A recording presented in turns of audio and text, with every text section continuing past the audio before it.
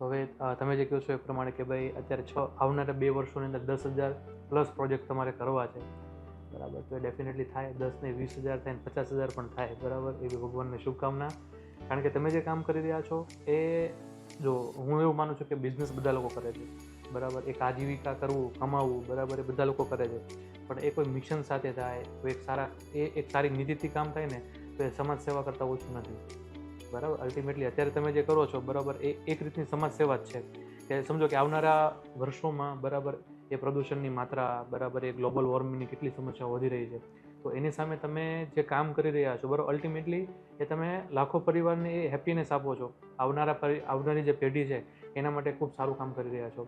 So thank you very much કે તમે આટલું સારા બિઝનેસ સાથે જોડાયેલા છો. અને ભગવાનને હું પ્રાર્થના કરું છું કે એ માત્ર વધતી ને વધતી જ રહે. Thank you very much. Thank you. Thank you. Thank you. Thank you ma'am. Thank you.